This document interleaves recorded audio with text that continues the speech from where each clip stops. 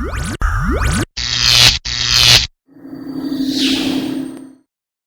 va voir comment faire une arase de mur en maçonnerie. Vous voyez que sur le dessus d'un mur ancien, il va falloir faire un béton de propreté pour permettre d'avoir donc un mur qui sera fini, puisque là il y a encore pas mal de choses à enlever et ça va permettre ensuite donc de soit finir le mur proprement, soit éventuellement de remonter sur le mur une autre maçonnerie, par exemple s'il y a besoin.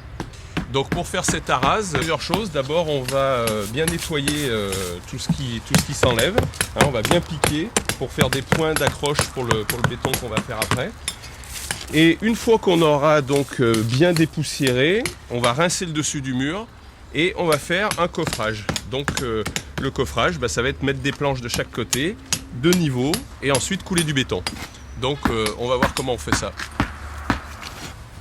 Alors une fois que j'ai fini donc de piquer ce qui part et que j'ai bien dépoussiéré, donc je vais rincer à grandes eaux pour enlever donc un peu tout ce qui peut encore partir. Voilà. Je mets mon serre-joint de maçon, c'est ça le serre-joint de maçon. Hein, donc je vais le serrer. Une fois qu'il est serré, ça maintient mes planches de chaque côté.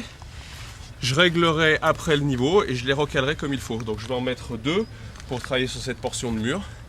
Et une fois que je serai de niveau, je coule mon béton pour faire mon arase propre.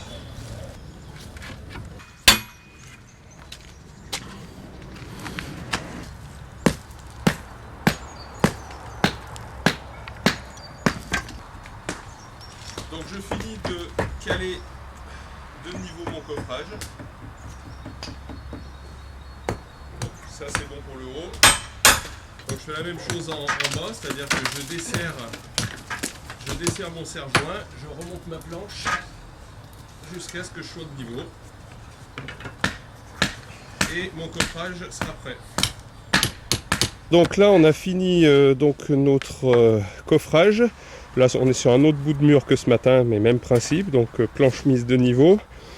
Ensuite nos serre-joints de maçon.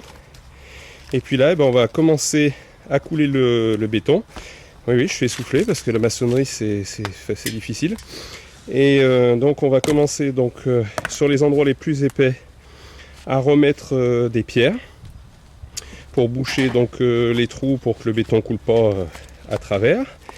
Et ensuite, on va commencer donc à mettre une première couche de béton plutôt sèche. Et on va ensuite faire une deuxième couche pour faire la finition, pour lisser. Voilà, donc là on pose notre béton un peu gras, un peu sec qu'on a mis pour boucher les trous. On va l'étaler et puis ensuite on fera donc un deuxième passage avec un béton beaucoup plus mouillé pour lisser.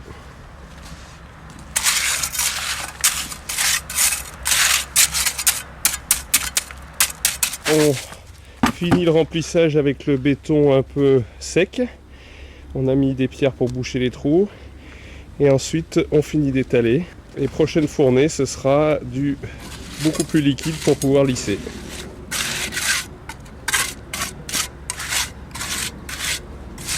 Une fois qu'on a chargé notre deuxième passe de béton qui est un peu plus fluide, et comme pareil que sur la dalle de béton, ce qu'on avait vu l'autre jour, on va tirer à la règle pour avoir donc une arase bien propre,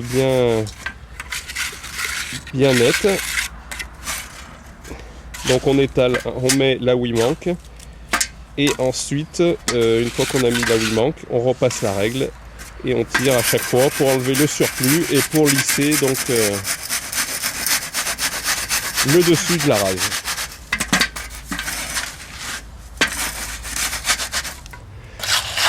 Voilà, donc il ne reste plus qu'à faire les finitions et puis à lisser. Alors pour finir de lisser la rase pour qu'elle soit bien jolie, on va remettre un peu de poudre de ciment, bien lissé.